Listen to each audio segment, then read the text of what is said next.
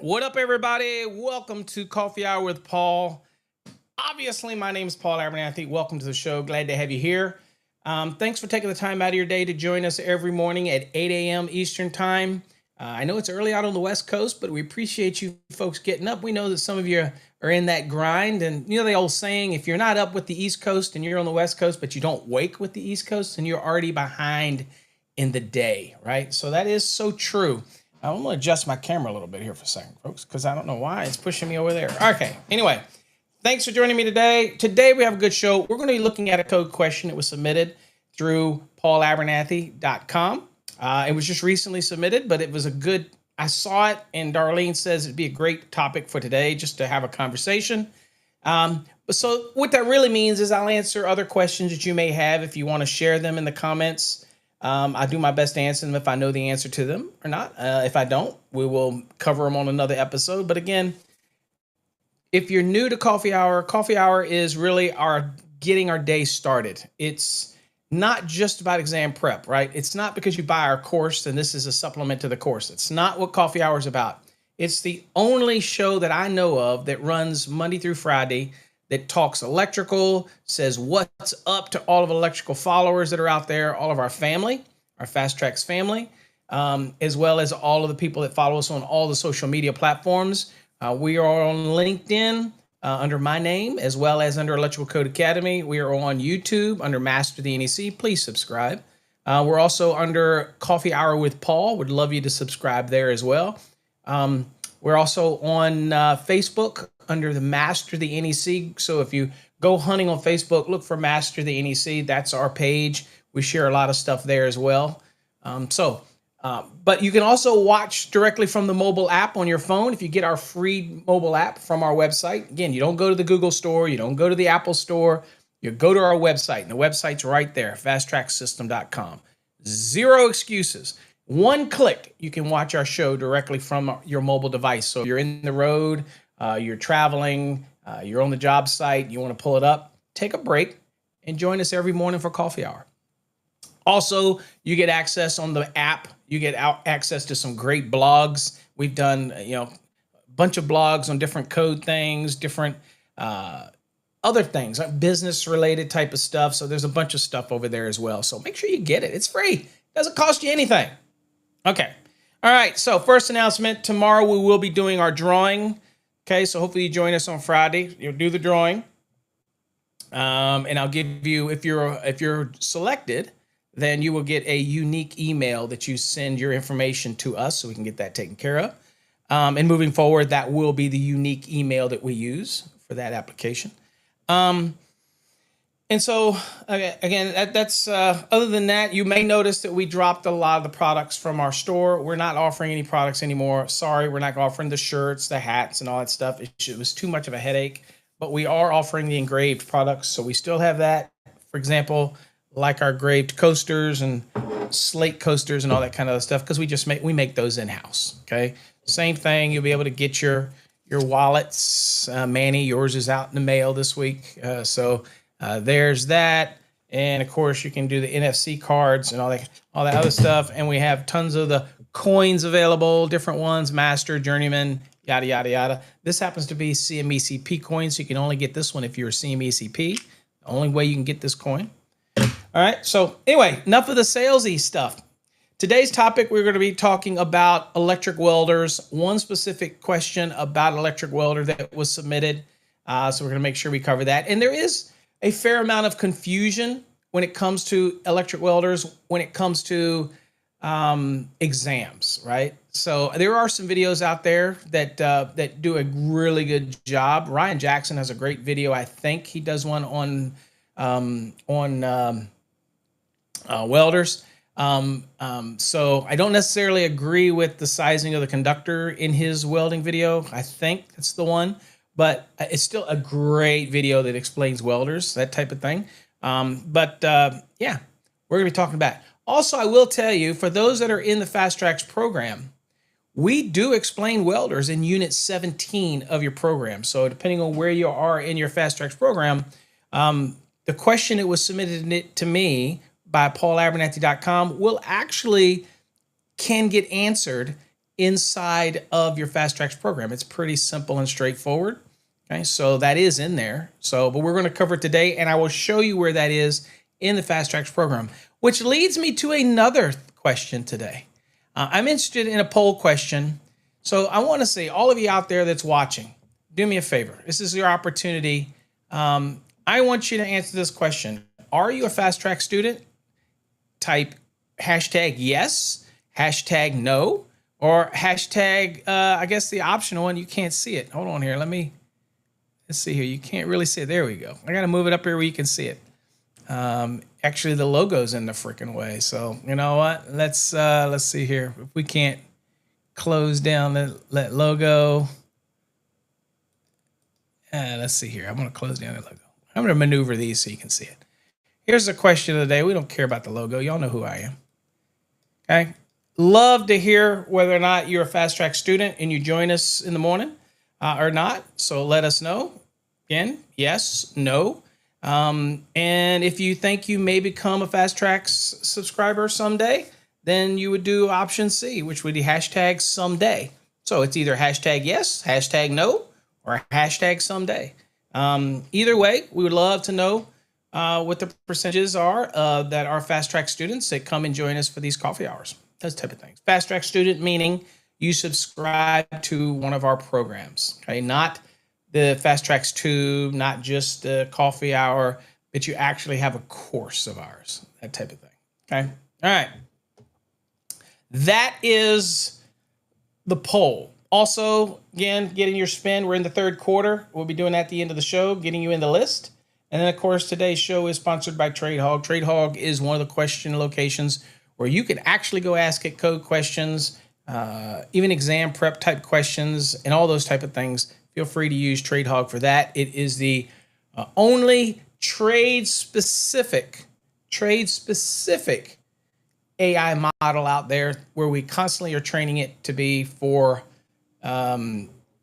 electrical codes, building codes, mechanical codes, all that kind of other good stuff, okay? Hey, look, we got a heavy, even mix so far. We have a lot of students in here, and we have a lot of them that are not any students, that type of thing. Okay, all right, maybe you'll consider to become a student. Now, if you aren't studying for an electrical exam, remember we have a program called Mastering the NEC, which is like having a code expert in your pocket. It doesn't expire.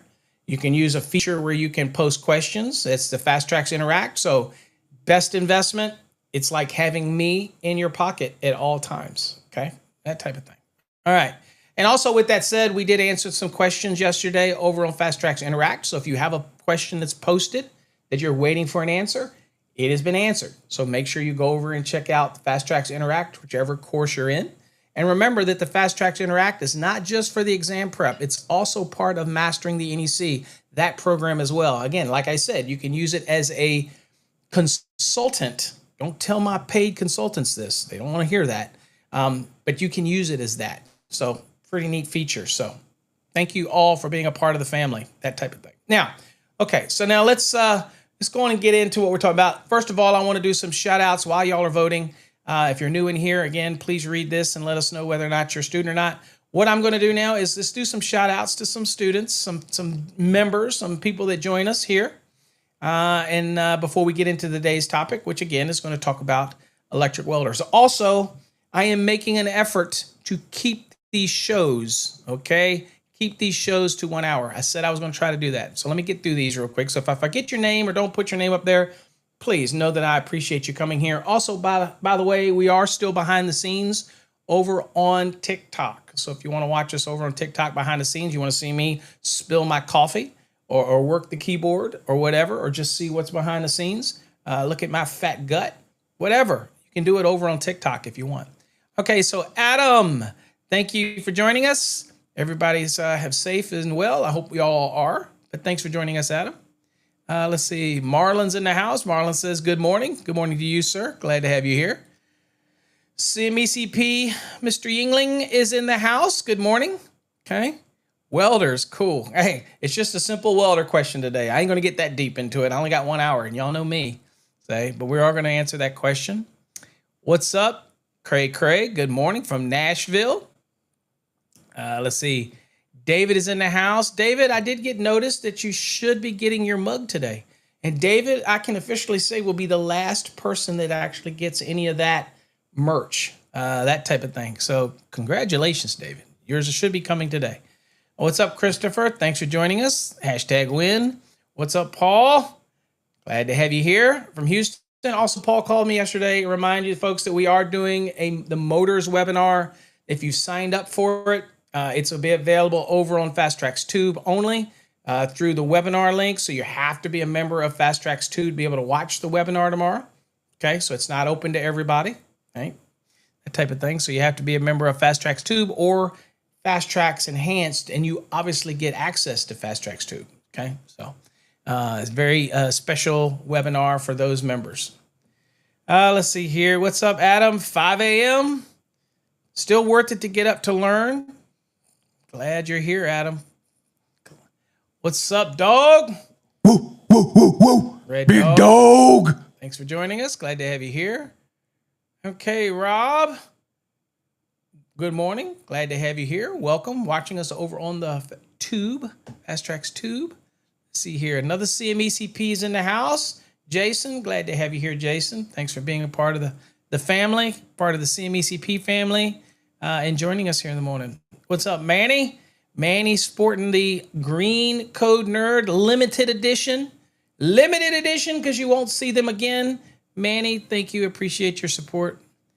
Let's see here. Rob, good morning. Glad to have you here, Rob.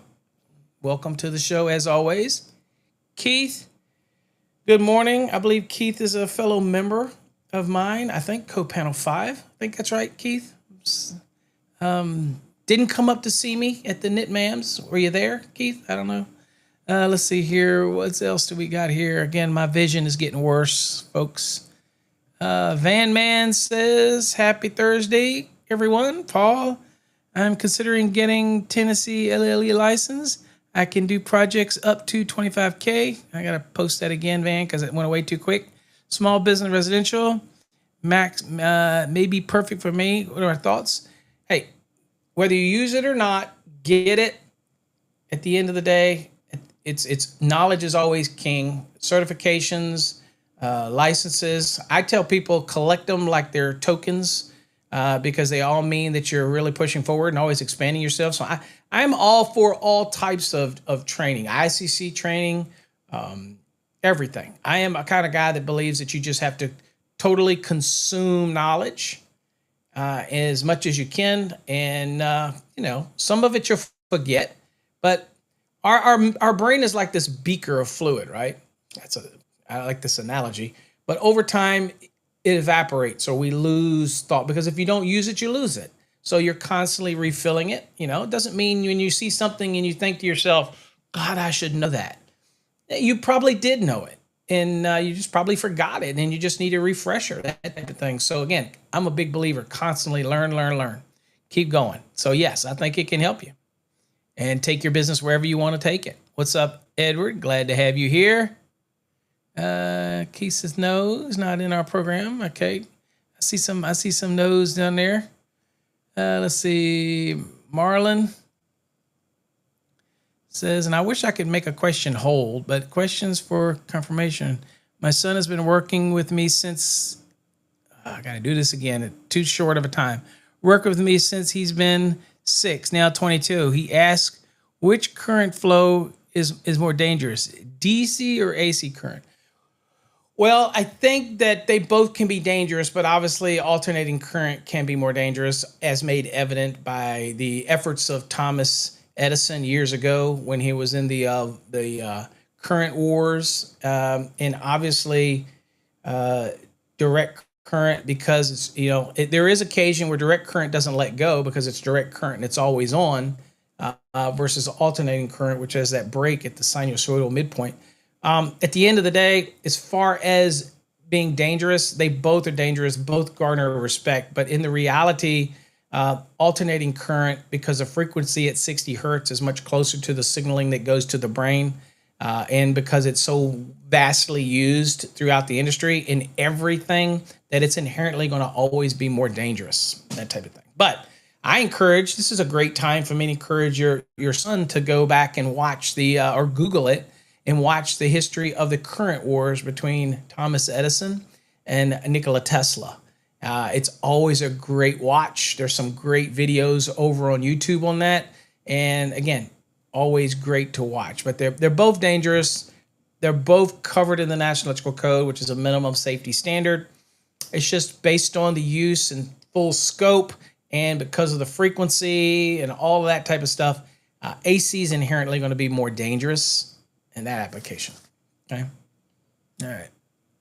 Let's see, what else do we got? Do I have the right glasses on? Yeah, I do. How come I can't see this morning? Is the diabetes getting worse? Maybe. What's up, Frank? Good morning. I see you, Poppy.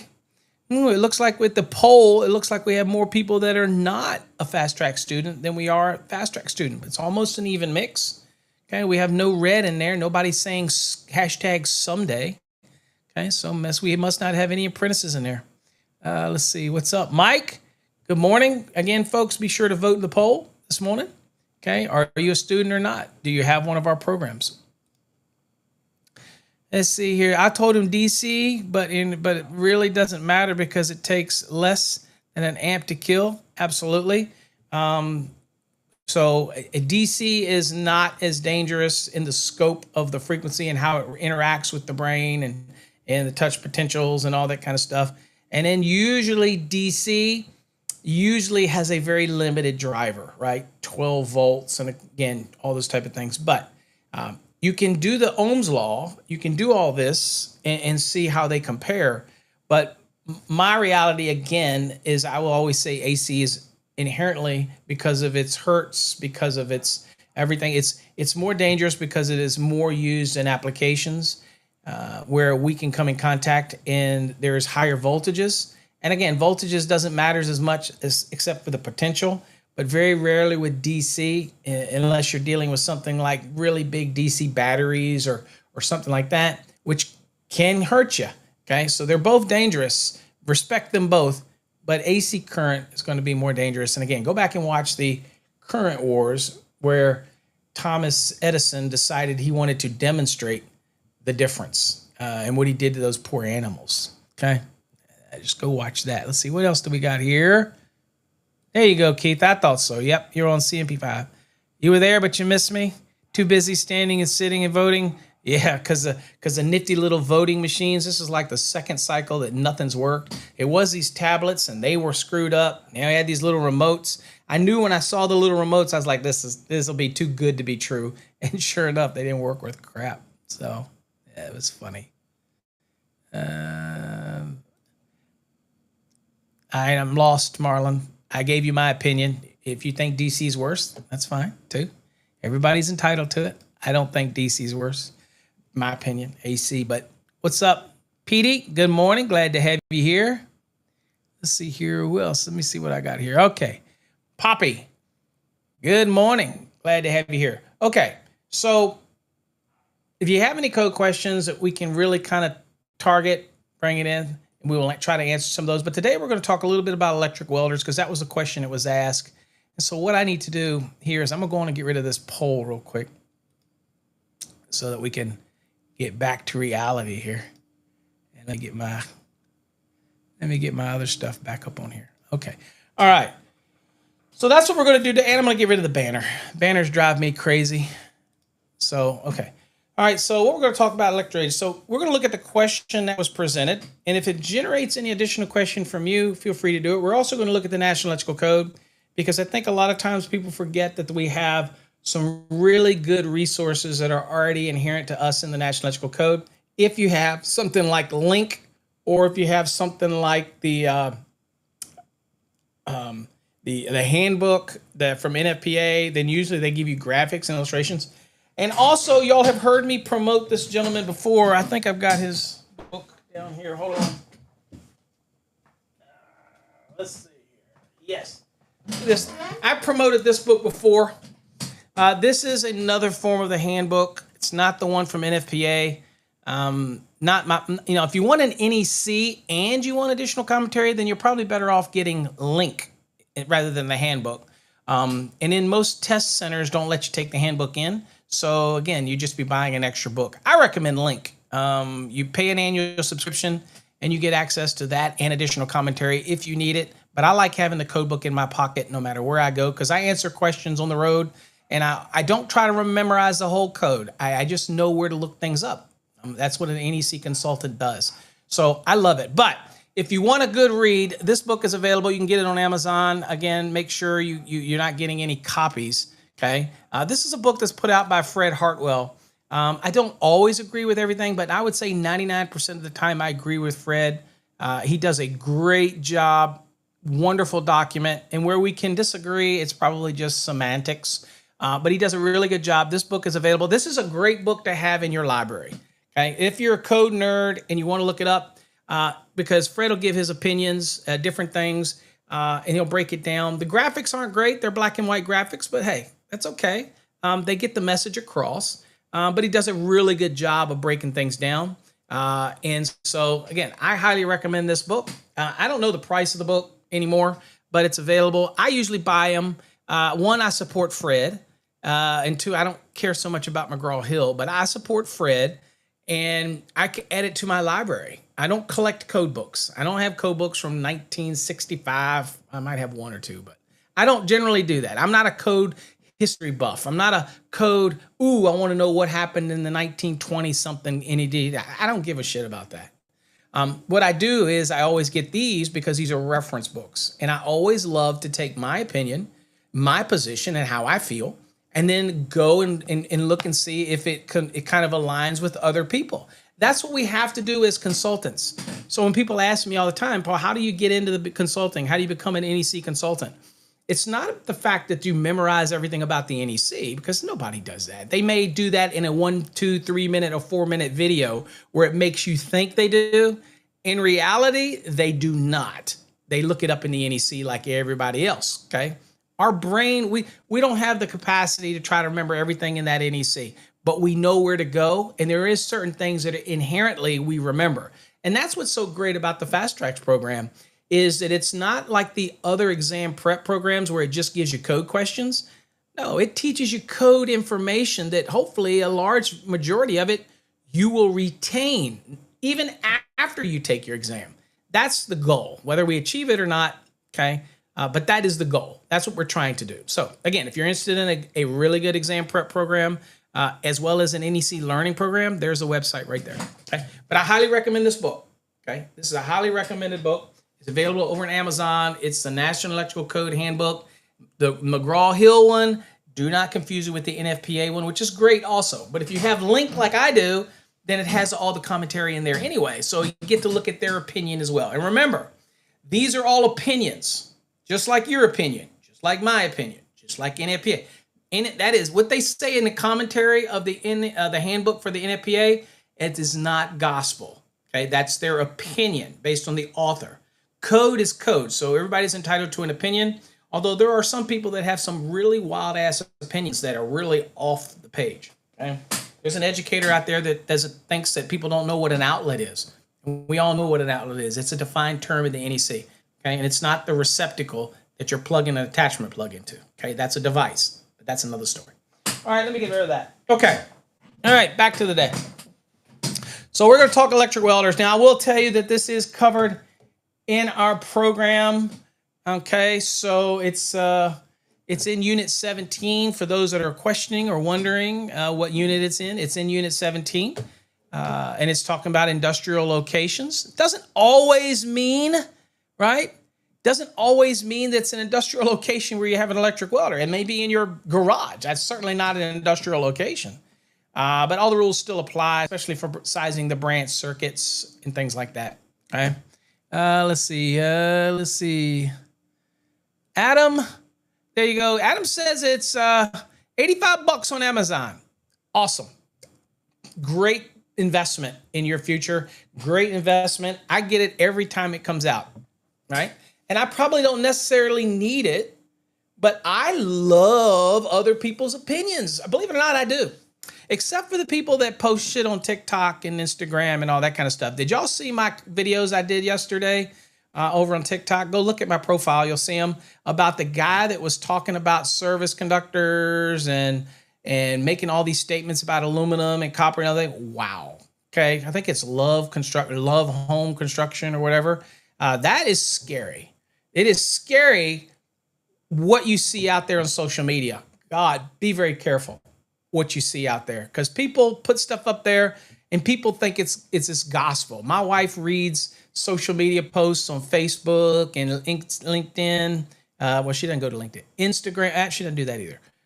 Basically Facebook. That's all she really does. She says Facebook. But she'll see these things and she'll think they're gospel. And I always say, what's the source? And it's some conservative whatever or this, whatever. I'm like, that's not your news outlet, honey. Ignore it. It's probably fake. And how many times have y'all seen on these social medias where it says so-and-so has died and you know they're not dead? Okay, so just don't believe the stuff you hear. Always check your source, whether it's me asking Mike Holt, Ryan Jackson, somebody. Make sure you consider the source, that type of thing. Okay, all right, enough of that. Okay, so what we're going to do today is we're going to look at electric weld. So I told you that it's in our program. So I'm going to show you so that you know this. So here you go, folks. In our program, it is in Unit 17, and it's covered in 3B, and it's titled Electric Welders.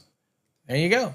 So that's where it's covered, and we're going to look at it, and I kind of point out some little things here for you to talk about. And we're going to really answer the question that was presented to me, and we're going to start doing this more. And I'm going to probably do it in today's, like I'm going to do it today. So let me know if you like how we're doing the question of the day, or we're asking a question or something you submitted, because I'm going to show you a new screen that's going to just basically have the question on it. It's not fan. It's just a question. Okay. Anyway, what is Yang says? Thomas, never doubt the facts, disqualify the bullshit. That's exactly what I'm talking about. Perfect. Where do I got something for that. Hold on. There we go. That's coming from a CMECP, so you know it's fact. All right, so let's look at this code question that was submitted. All right. Now this is a new screen that we've added that's going to allow me to draw and add things to the screen.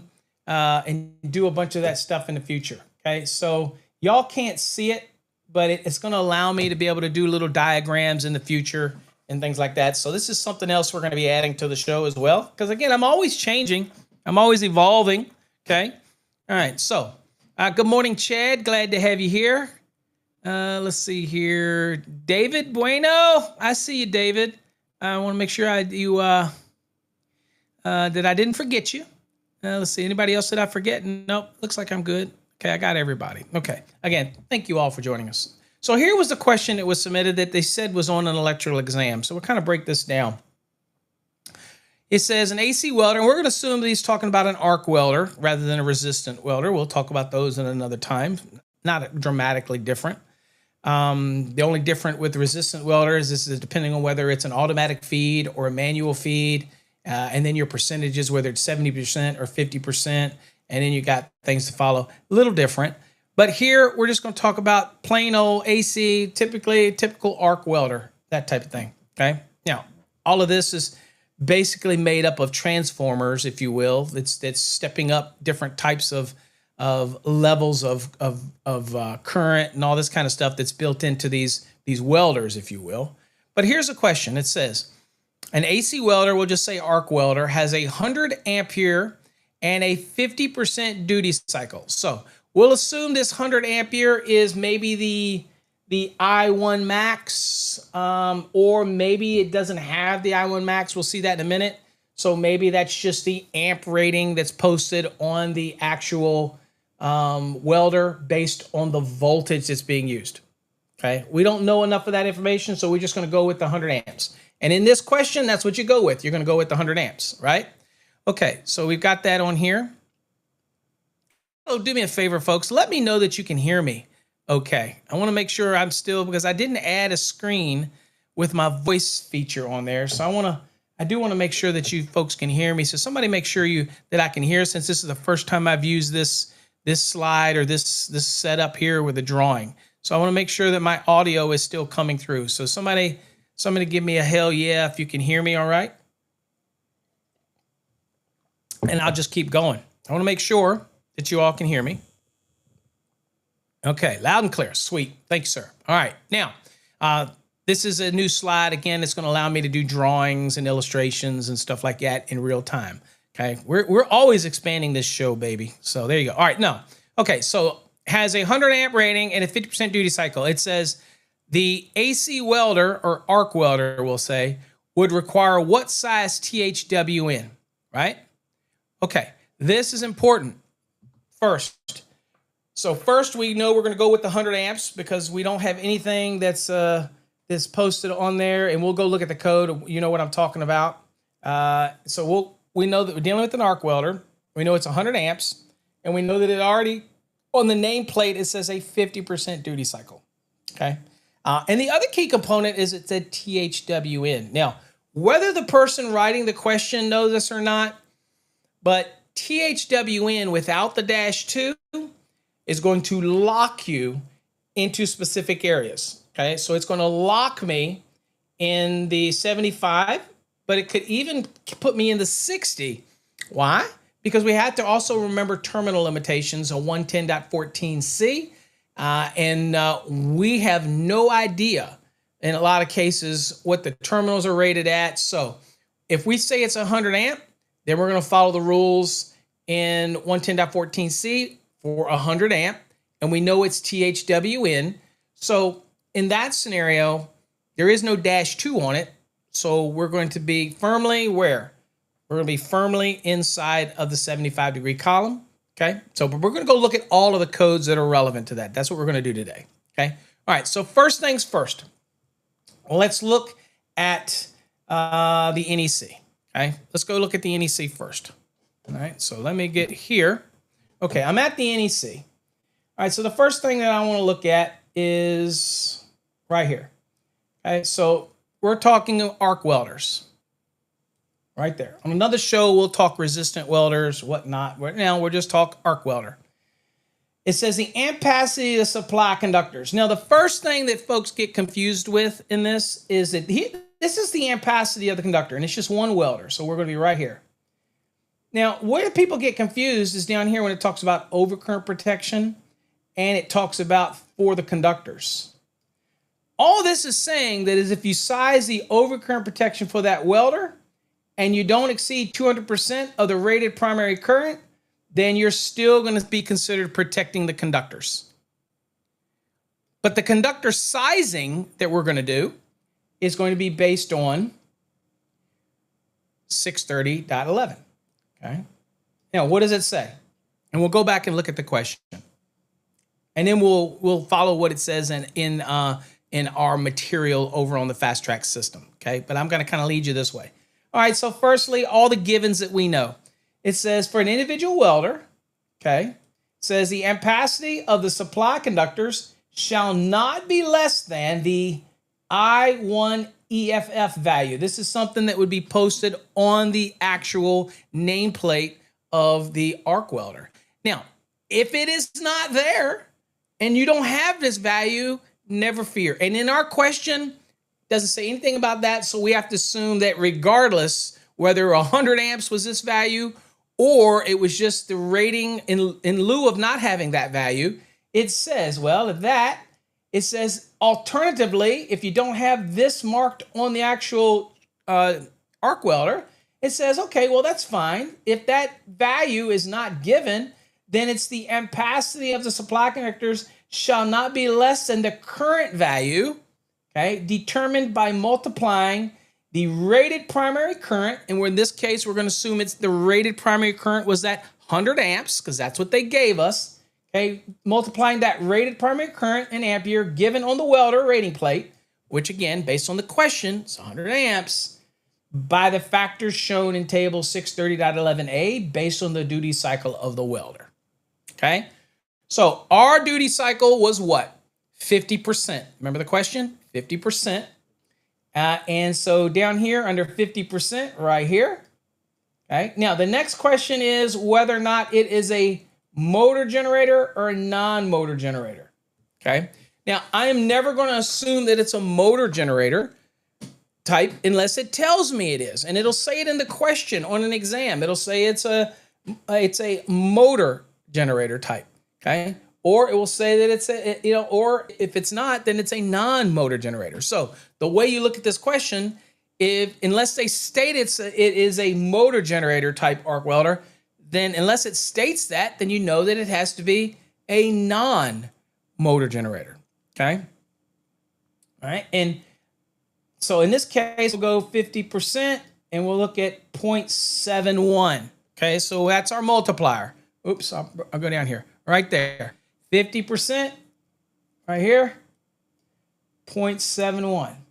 And the only difference if this was, they told you in the question that it was a motor generator type arc welder, then it would be 0.75. Okay. So the beautiful thing about this question is, if by chance you screw it up, there's not going to be a dramatic difference. And if your numbers don't exactly line up, you go to the best possible answer. But in this case, you do the math by both because you have the time.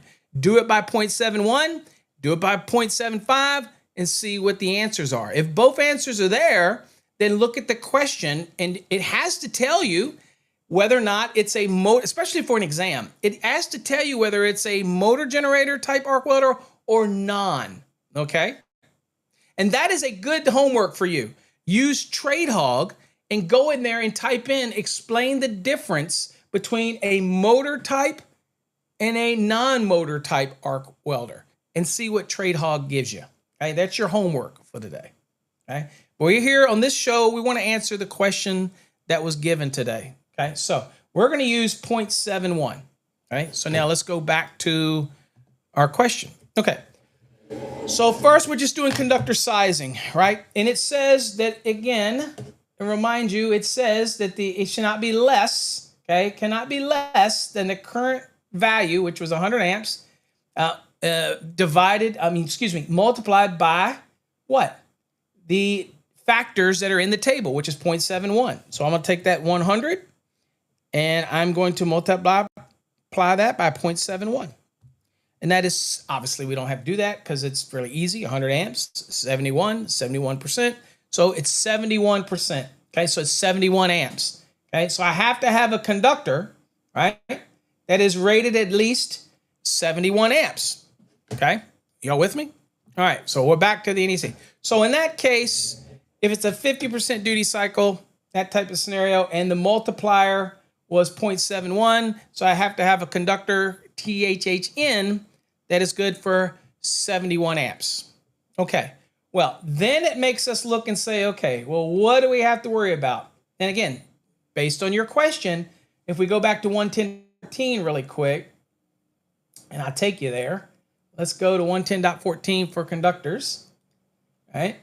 And we'll get down in here to temperatures. Okay, so here's what it says. Temperature limitations. It says the temperature rating associated with the ampacity of a conductor shall be selected and coordinated so as not to exceed the lowest temperature rating of any corrected termination conductor or device. Okay, so we're looking for a conductor that's rated at least 71 amps. Okay, it says conductor temperature ratings higher than specified for termination shall permitted for use when we're doing adjustment and corrective purposes. Okay, we didn't have any of that here. There was no talk about ambient temperature. There was no talk about number of current carrying conductors. End of the day, we need a 71 amp rated conductor. Okay, now, here's what we're looking at. First, if it is termination provisions of equipment were rated 100 amperes or less, or marked 14 through 1, shall be used only for one of the following. So we're going to use a 60-degree column unless, listen to me now, listen, focus, unless we know that the welder's terminations at the panel where the branch circuit is are going to be at least 75, and we know they are. The wire that we're using is THWN. We know that's at least 75. We know it is. And then we have to know what the terminations are at the welder. And probably going to be at least 75. But we don't know that in this question, right?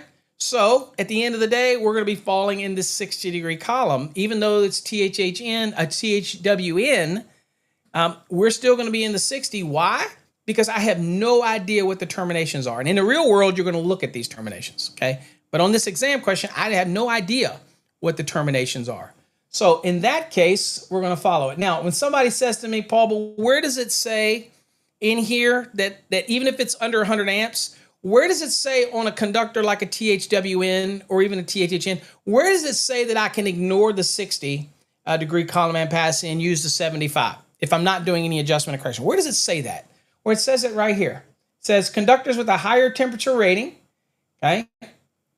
If the equipment is listed and identified for use with such conductors.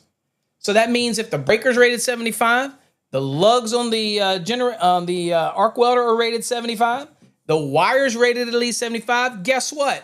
If that's the case, I can ignore all of this and use this 75 degree column. That's what this says. Now remember, that does not apply to non-metallic sheathed cable, okay? That does not apply to SE cable where it is 10 gauge and smaller, okay? This is like for any type of single insulated conductors that would go in raceways. This is applicable, for example, to MC cable, tray cable, things like that, okay? Not non-metallic sheathed cable, which again, under 334.80 is gonna have its own rules. So please keep that in mind when we talk about these type of things. Now, if any of that confuses you, and we haven't even gone to look for the conductor for 71 amps yet, but if any of that confuses you, you gotta go watch my video on derating demystified. You really do. Because that video, we get into conductor ampacity adjustments, explaining the conductors, explaining that there's 3 different elements here. There's the termination at the breaker, there's the termination at the equipment, and then you've got the conductor, which is a whole different element that's a span. And you have to take all of these points into consideration, right? All of that stuff has to be taken into consideration. Please go watch that video if you're a FastTrack Tube subscriber or you're one of our FastTrack Enhanced. That is going to be a great video for you to go watch. It used to be on YouTube, but it's no longer on YouTube anymore, I don't believe. Okay. All right. So anyway, that's where we're at. And so in our question, just so we can recap, it doesn't say anything about the terminations. So we're going to be stuck to 6. We're going to be using, even though we got THWN, we're going to be using the 60 degree column for our ampacity simply because of the lack of information that we have here. Now remember, in the real world, you're probably going to have these lug ratings and all this stuff. So you may be able to use the 75, but we don't have that here. So we can't do it. All right, so let's go to the NEC. And let's go on and go to our ampacity real quick. Let's see here, 310/16. Let's look it up. All right, here's 310/16. I will get this down. We will blow this up, make this a little bit bigger. We'll pin the head. Okay, so here's what we've got. So we're going to be stuck under the under the 60. And that is because we don't know anything about the terminations. Remember, we did know that all the terminations are 75, and because the insulation is rated at least 75, then we would be pulling under this column. But we don't know that based on the question. So we're stuck under this column based on the question. Also brings me to a good point. A lot of people say, Paul, how do I train myself to get better at this? Well, change the variables. Take that exact same question that the gentleman submitted and now say that the terminals are rated 75. Okay? Those type of scenarios. And always change the elements around and ask your question. When you do load calculations, and if you're in our program, for example, and you have these load calcs, redo the load calc again. Just change the numbers. Change the variables. You don't need to ask us for more examples. You've got tons of infinite examples. All you do is change the elements around. That's all. That type of thing. Okay? Just wanted to do that because I do get people that ask those questions. Right? All right, let's go back to the NEC. All right, so under this one, I need a conductor that's good for 71 amps. Obviously, this is 70 amps at a 4. No bueno. It's going to have to be a 3 gauge. 85 amps is what we're going to need, okay? All right, so 85 amps. That's the conductor's ampacity, okay? All right, so it would be a 3 gauge for that question, okay? So for this question here, the minimum size would be a 3 gauge based on what is given to us in the question. That's the conductor size. Okay. Now, let's talk about what our FastTrack program says about all this.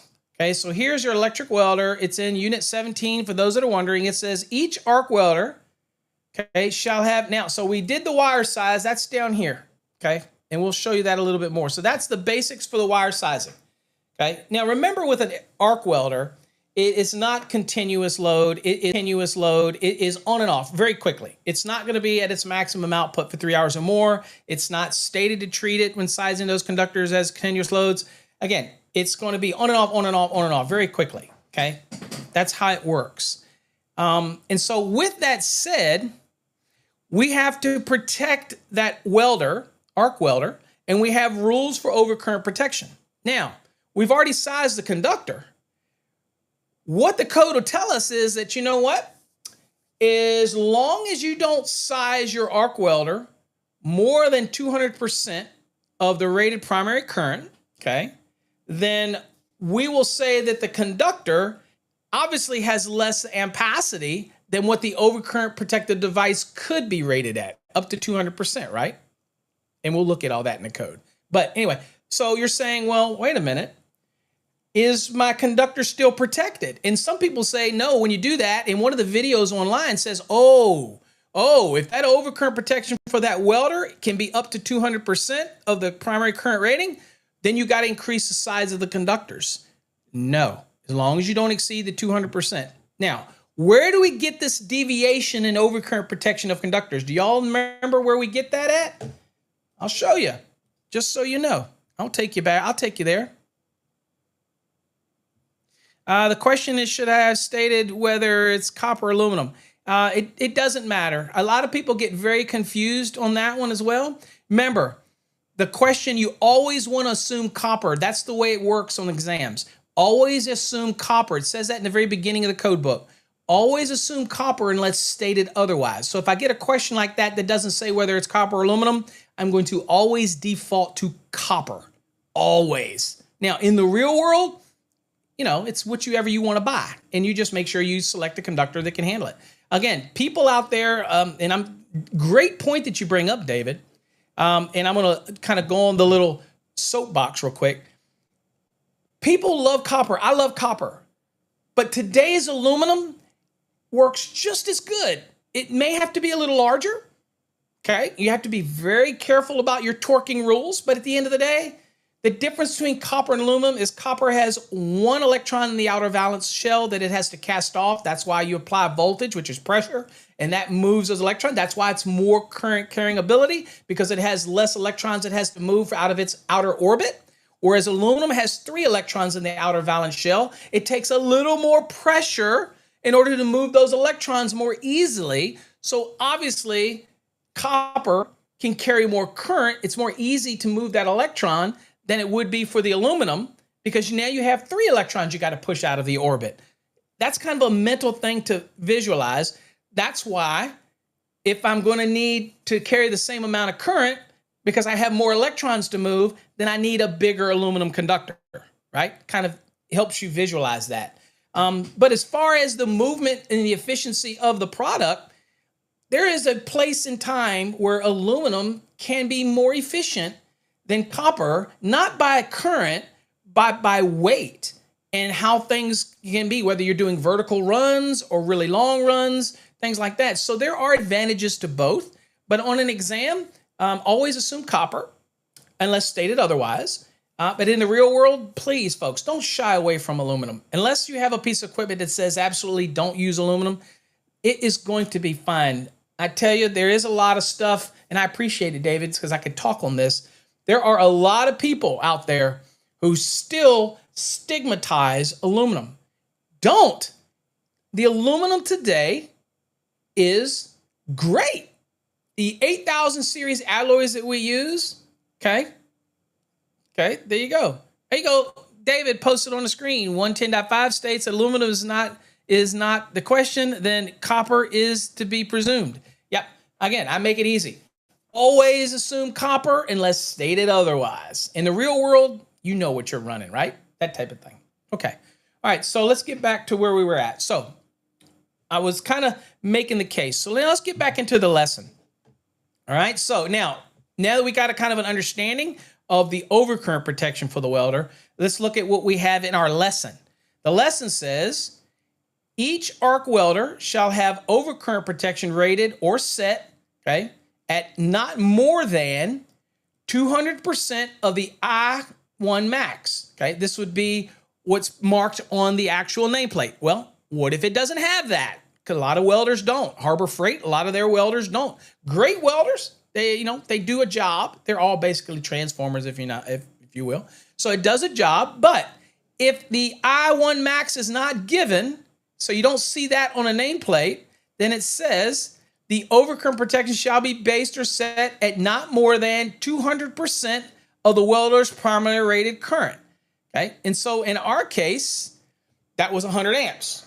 In our question, that was 100 amps. Okay, so that's where it covers from that. Now, it says an overcurrent device is not required for an arc welder having supply conductors protected by an overcurrent device rated or set at no more than 200 amps or the welder's primary rated current. So what that means is I don't need an additional overcurrent protection at the welder if the breaker that's supplying the conductors does not exceed 200% of, in our case, the current rating of the transformer, which is the example we gave was 100 amps. So 200 amps. So you could have example where the overcurrent protected device is 200 amps, okay? And that's going to handle that rush that you get when you start up these welders or you start these welders, okay? That type of scenario, okay? All right, anyway, that's all that's talking about. Now, we're not going to do multiple welders today because we'll save that for another episode because it's just some varying math, okay? The percentages depending on the number of motors you have. But I wanted to just answer the question it was given, and I do want to stick to the hour. That's my goal, that type of thing. But again, this is talking about where you may have multiple welders, that type of thing, okay? But I don't want to get into that deal. All right, so now what I do want to show you in the code is where everybody gets confused, okay? All right, so let me get back to the welders again so you can see what it's talking about. Because here's where folks get confused because we already sized the conductor, right? We said it was a 3, all right? So let's get back here. Okay, all right, here we go. So here was the ampacity of the conductor. We already sized that. We already applied the demand. We said that it was 71 amps. We went and we saw that we needed to go all the way to a 3, okay? All right, and then we'll do this in another example we'll do where you have multiples, but again, it's not brain surgery. It's just the first 2 of the welders at 100%, and then the remainder, you have the third one at 85, the fourth one at 70, and then 60 for the remaining. Again, it's just a stack effect, not a big deal. But let's focus on that overcurrent protection, okay, for the welder. Okay, so for the welder, this is what we just saw. It says, the welder shall have overcurrent protection rating or set in not more than 200%, or if we don't have that value on the nameplate, the I1 max, which may or may not be on your nameplate, may or may not be on your plate, then we're going to use the ampacity that's posted based on the voltage rating of that welder. In our case, ours was 100. So it says, alternately, if that is not given, it says the overcurrent protection shall be rated or set not more than 200% of the primary current rating of the welder. So the primary current rating was 100 amps. So the maximum not to exceed, and when it says or set means you could have an adjustable breaker, okay? And so not set more than 200% of the primary current. So it could be all the way up to 200 amps. Now what you're thinking, here's what you're thinking. I know what you're thinking. You're thinking, Paul, wait a minute.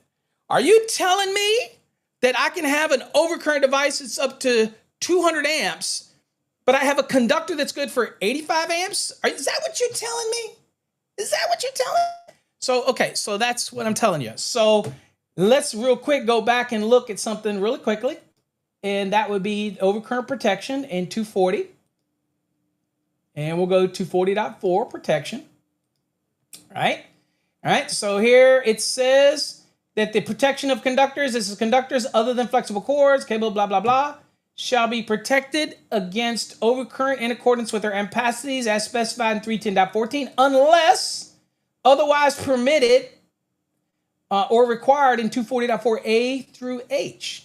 Well, let's go on and snippy-ippy down here and look at G. Overcurrent protection for specific conductor applications. Notice what it says right here.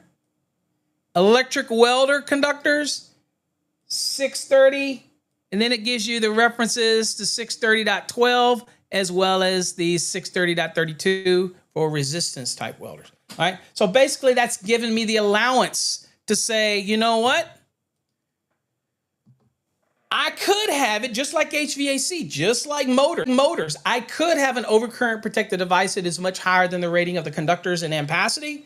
With the understanding the way welders work, it's very short bursts. It's not a prolonged application. When you see that welding, it is not continuous, and it's the way they're designed, okay? So that's where we get the permission to say, whoa, wait a minute.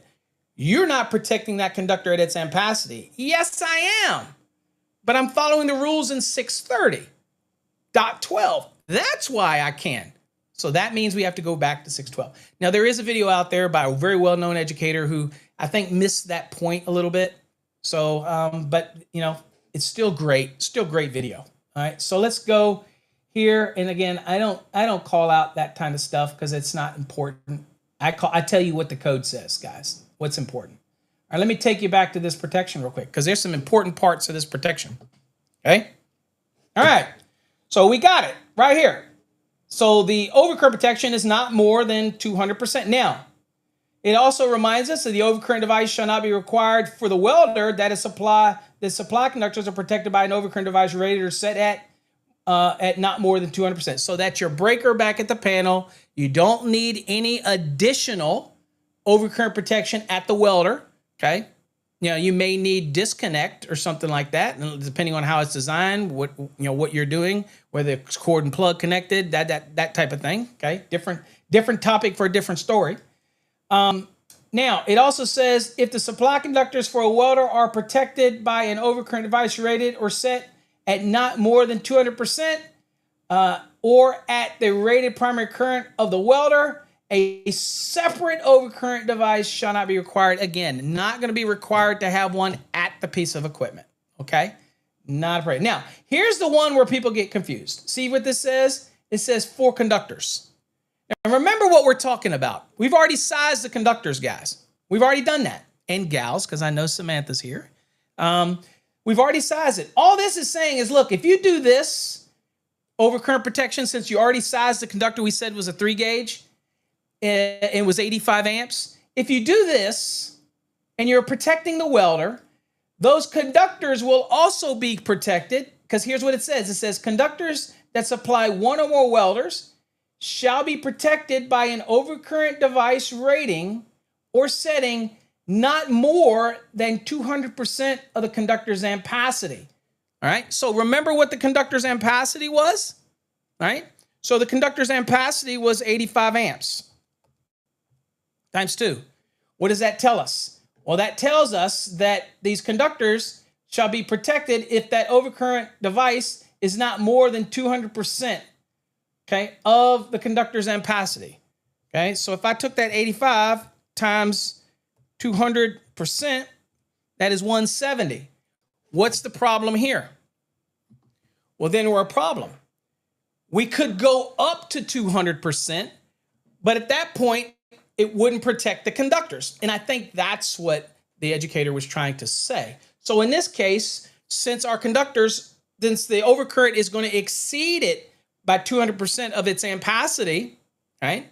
Then it means that we probably have to do what? We're going to have to change our conductor sizes so that it is not more than 200, that the overcurrent device is not more than 200% of the ampacity rating that we're utilizing of those conductors. In our case, we're utilizing the ampacity rating of that was what we did under the 60-degree column, okay?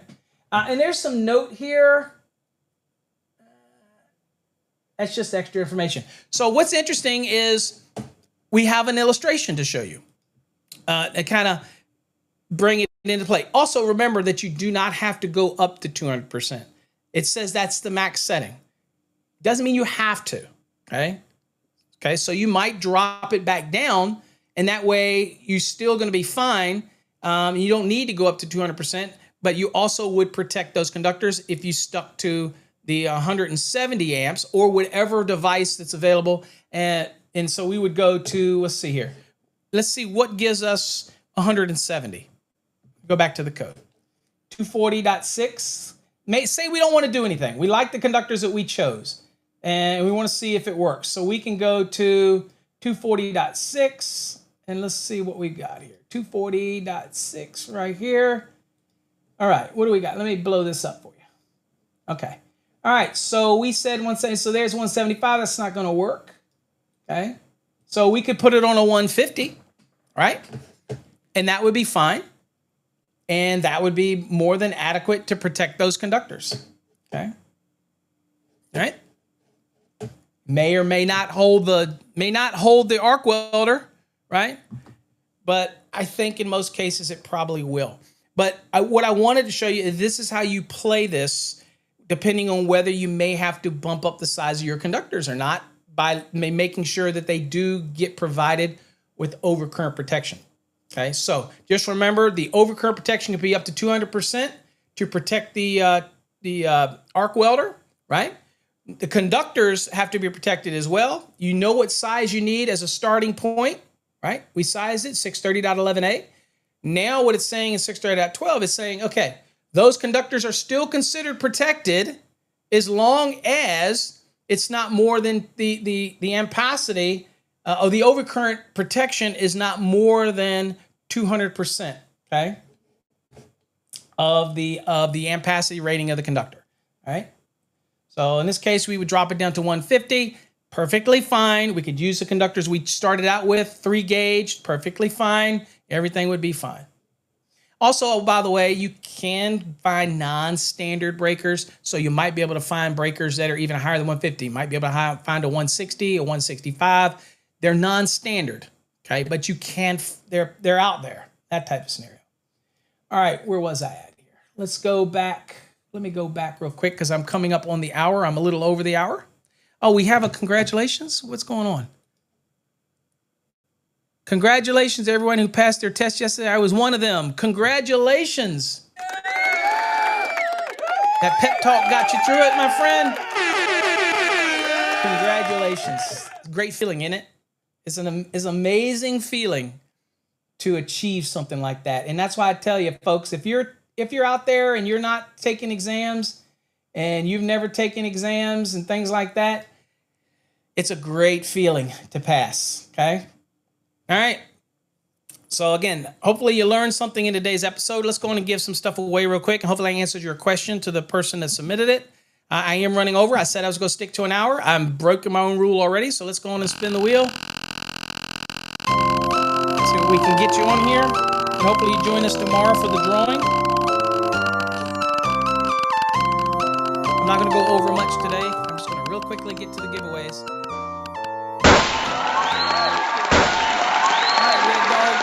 Red Dog, you are in the drawing for the Slate coasters. And we have those available with Master Electrician, Journeyman Electrician. We have the ones that are just Electrician, that type of thing. So we have those, and we have the one that has the power wheel. Whatever your choice, if you happen to win, your choice. Moving through quickly, folks.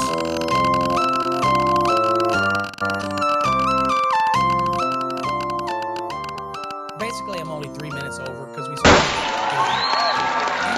have a Rob Thompson.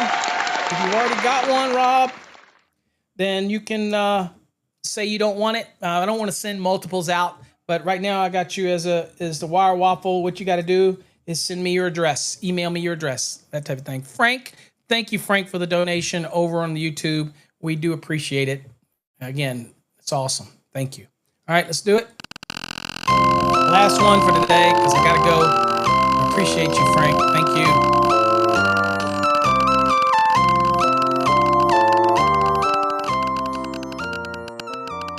right, what do we got here?